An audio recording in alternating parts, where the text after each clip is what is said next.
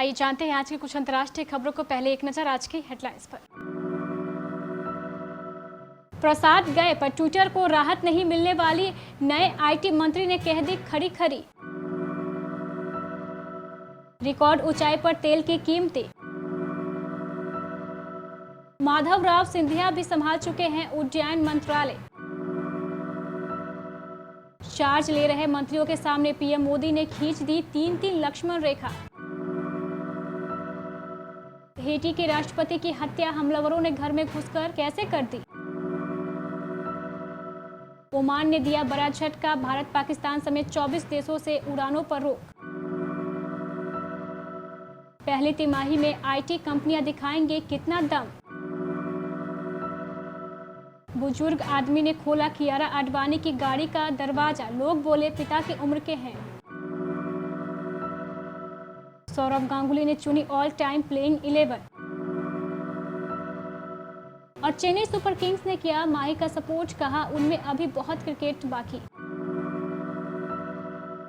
प्रधानमंत्री नरेंद्र मोदी के दूसरे कार्यकाल में पहली बार बुधवार यानी कल 7 जुलाई को मंत्रिमंडल का विस्तार किया गया और कुल 43 मंत्री शामिल किए गए। इसमें 15 कैबिनेट स्तर के मंत्री हैं और 28 राज्य मंत्री बनाए गए हैं। मोदी मंत्रिमंडल में यह बड़ा फेरबदल है क्योंकि कई नए चेहरों को कैबिनेट में शामिल किया गया है और कुल 12 मंत्रियों को पद से हटाया गया है। मंत्रिमंडल विस्तार में कास्ट फैक्टर, महिला मंत्रियों और आगामी विधानसभा चुनाव का ख्याल रखा गया है। प्रधानमंत्री नरेंद्र मोदी ने 7 जुलाई को कैबिनेट का सबसे बड़ा विस्तार किया। केंद्र सरकार के मंत्रालयों में हुए बदलाव के बाद हरदीप सिंह पुरी ने पेट्रोलियम मंत्री की जिम्मेदारी संभाल ली है। पुरी से पहले धर्मेंद्र प्रधान के पास इस मंत्रालय की जिम्मेदारी थी। हरदीप सिंह पुरी ने ऐसे समय में पेट्रोलियम मंत्रालय की जिम्मेदारी संभाली जब देश में पेट्रोल और डीजल की कीमतें रिकॉर्ड ऊंचाई पर है। तेल की कीमतों में हो रही वृद्धि के खिलाफ देश भर में विरोध हो रहा है। कोरोना काल में पेट्रोल की कीमतों ने लोगों को हलकान किया हुआ है। कई राज्यों और केंद्र शासित प्रदेशों में पेट्रोल 100 रुपए लीटर को पार कर गया है, वहीं डीजल भी 100 रुपए लीटर से ऊपर निकल गया है। ऐसे में पुरी के लिए पेट्रोलियम मंत्रालय की जिम्मेदारी संभालना आसान नहीं होगा। उन्होंने जिम्मेदारी संभालने के बाद अपने कार्यालय में संवाददाताओं से बातचीत की और पेट्रोलियम मंत्री बनाए जाने के लिए प्रधानमंत्री नरेंद्र मोदी के प्रति आभार भी जताया और कहा कि वे धर्मेंद्र प्रधान के अच्छे काम को जारी रखेंगे। प्रधानमंत्री नरेंद्र मोदी ने बुधवार को केंद्रीय मंत्री परिषद का विस्तार किया। मध्य प्रदेश में बीजेपी सरकार बनाने में अहम भूमिका निभाने वाले ज्योतिरादित्य सिंधिया को नागरिक उड्डयन मंत्रालय का पदभार दिया गया है। 3 पीढ़ी से राजनीति में सक्रिय सिंधिया परिवार में यह दूसरा मौका है जब उड्डयन मंत्रालय की जिम्मेदारी मिली है। इससे पहले ज्योतिरादित्य सिंधिया के पिता माधवराव सिंधिया पीवी नरसिम्हा राव सरकार में नागरिक उड्डयन मंत्री बने थे। हालांकि 1 साल बाद ही माधवराव सिंधिया ने एक विमान दुर्घटना के बाद उन्होंने मंत्री पद से त्यागपत्र दे दिया था। बताते चले कि ज्योतिरादित्य सिंधिया दूसरी बार मंत्री बने हैं। इससे पहले कांग्रेस सरकार में भी उन्हें मंत्री बनाया गया था। पिछले साल 11 मार्च को उन्होंने कांग्रेस छोड़कर बीजेपी का दामन थाम लिया था, जिसके बाद मध्य प्रदेश में कांग्रेस की सरकार गिर गई थी। शिवराज सिंह चौहान के नेतृत्व में भारतीय जनता पार्टी ने एक बार फिर से सरकार बना लिया था। मोदी मंत्री परिषद के नए मंत्री शपथ के अगले दिन गुरुवार को अपना कार्यभार संभाल रहे हैं। उससे पहले बुधवार को प्रधानमंत्री नरेंद्र मोदी से मुलाकात हुई। मोदी ने बुधवार को नए मंत्रियों के अपने आवास पर बुलाया था। बताया जाता है कि मोदी ने उन्हें संविधान की शपथ लेने से पहले कुछ और भी संकल्प दिलाए और इशारों में ही यह भी बता दिया कि वो अपनी टीम में शामिल होने वालों से क्या क्या उम्मीद करते हैं।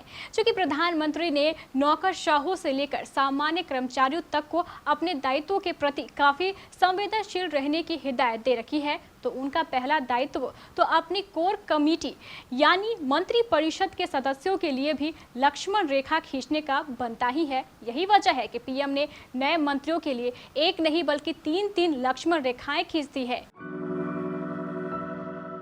हेटी की पुलिस का कहना है कि राष्ट्रपति जोवेनेल मोइज की हत्या के 4 संदिग्धों की मौत सुरक्षा बलों के साथ हुई एक मुठभेड़ में हो गई है। इस मामले में 2 लोगों को हिरासत में रखा गया है, जबकि कुछ अन्य लोगों की तलाश जारी है। माना जा रहा है कि जिनकी तलाश की जा रही है वो राजधानी पोर्ट ओ प्रिंस में कहीं छिपे हुए हैं। पुलिस प्रमुख लियोन चार्ल्स ने कहा, उन्हें या तो मार दिया जाएगा या फिर पकड़ लिया जाएगा। बुधवार सुबह हमलावरों ने राष्ट्रपति के घर पर धावा बोला था। हमले में राष्ट्रपति को कई गोलियां लगी जबकि उनकी पत्नी घायल हो गई। बताया जा रहा है कि राष्ट्रपति के दफ्तर और बेडरूम में तोड़फोड़ भी की गई। राष्ट्रपति की पत्नी मार्टिन मोइज को इलाज के लिए फ्लोरिडा ले जाया गया है। उनकी हालत नाजुक लेकिन स्थिर बताई जा रही है। ओमान में काम कर रहे हजारों भारतीयों के लिए बुरी खबर है। ओमान ने भारत, पाकिस्तान और बांग्लादेश समेत 24 देशों से यात्री विमानों के देश में प्रवेश पर अनिश्चित काल तक के लिए गुरुवार को रोक लगा दी। कोरोना वायरस के प्रसार को रोकने के लिए खाड़ी देश के प्रयासों के तहत यह फैसला किया गया है। सल्तनत के आधिकारिक ट्विटर अकाउंट से घोषणा की गई है कि अगले नोटिस तक उड़ानों पर रोक लगाई गई है। इसमें कहा गया है कि यह फैसला कोरोना वायरस वैश्विक महामारी की रोकथाम के लिए किए जा रहे हैं देश के उपायों के मद्देनजर लिया गया है। सूची में शामिल अन्य देशों में Britain, Tunisia, Lebanon, Iran, Iraq, Libya, Brunei, Singapore, Indonesia, Philippines, Ethiopia, Sudan, Tanzania, दक्षिण Africa, Ghana, Sierra Leone, Nigeria, Guyana, Colombia, Argentina और ब्राजील है। इसमें से कुछ देशों से आगमन पर प्रतिबंध 24 अप्रैल से ही लागू है। आज टीसीएस के नतीजों के आने के साथ ही आईटी कंपनियों के वित्त वर्ष 2022 के पहले तिमाही के नतीजों का आगाज हो जाएगा। कोरोना वायरस महामारी की शुरुआत के साथ ही टेक कंपनियां सुर्खियों में रही है। उम्मीद है कि वित्त वर्ष 2022 की शुरुआत भी शानदार तेजी के साथ करेगी। अधिकांश विश्लेषकों का अनुमान है कि आईटी सेक्टर में मजबूत ग्रोथ देखने को मिलेगा। एनालिस्ट का मानना है कि कांस्टेंट करेंसी टर्म में वित्त वर्ष 2022 की पहले तिमाही में लार्ज कैंप आईटी कंपनियों की रेवेन्यू ग्रोथ 2 से 4.5% के दायरे में रह सकती है। वहीं मिड कैंप आईटी कंपनियों की रेवेन्यू ग्रोथ तिमाही आधार पर 3 से 7% के दायरे में रह सकती है। बॉलीवुड की भोली भाली प्रीति यानी कियारा आडवाणी अक्सर सुर्खियों में रहती है। कियारा की खूबसूरती और मासूमियत के लाखों करोड़ों दीवाने हैं। भले ही कियारा के करियर को थोड़ी देर से उड़ान मिली हो, लेकिन आज वह सिनेमा का एक चमकता सितारा है।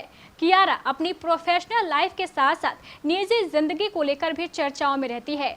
खबरों की माने तो कियारा सिद्धार्थ मल्होत्रा को डेट कर रही है। हालांकि दोनों ने अभी तक इस रिश्ते को मीडिया के सामने नहीं स्वीकार किया है, लेकिन दोनों अक्सर वक्त बिताते हैं और लंच डेट पर साथ नजर आते हैं। हाल ही में एक बार फिर कियारा को उनके रूमर्ड बॉयफ्रेंड सिद्धार्थ मल्होत्रा के घर के बाहर स्पॉट किया गया था, जिसकी एक वीडियो जमकर वायरल हो रही है। दरअसल वीडियो देख कियारा को जबरदस्त ट्रोल किया जा रहा है। वैसे तो लाखों लोग कियारा की मुस्कुराहट के दीवाने हैं, लेकिन यह वीडियो देख काफी लोग भड़क उठे हैं और उनकी क्लास लगा रहे हैं।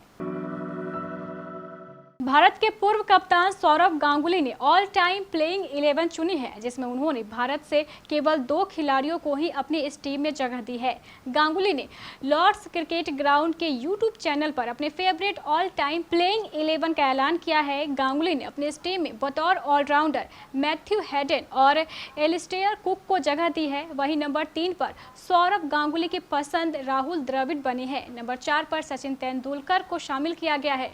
इसके अलावा गांगुली के इस टीम में जैक कैलिस बतौर ऑलराउंडर अपनी जगह बना पाने में सफल रहे हैं। विकेटकीपर के तौर पर गांगुली की पसंद श्रीलंका के कुमार संगकारा बने हैं। महेंद्र सिंह धोनी के फैंस के लिए एक अच्छी खबर है। 7 जुलाई को ही 40 साल के हुए धोनी इतनी जल्दी इंडियन प्रीमियर लीग से संन्यास नहीं लेंगे। वे 1-2 साल और लीग खेलेंगे। यह बात धोनी की कप्तानी वाली IPL team Chennai super Kings के सीईओ काशी विश्वनाथन ने कही है। हालांकि यह बात धोनी खुद भी कह चुके हैं। आईपीएल 2020 के एक मैच में टॉस के दौरान कमेंटेटर डैनी मॉरिस ने धोनी से पूछा कि क्या यह आपका लीग में येलो जर्सी में आखिरी मैच है। इस पर धोनी ने तुरंत जवाब दिया था कि बिल्कुल नहीं। इसी सवाल पर विश्वनाथ ने स्पोर्ट्स कीड़ा से कहा है कि धोनी अभी चेन्नई टीम के लिए 1 या 2 साल और खेल सकते हैं।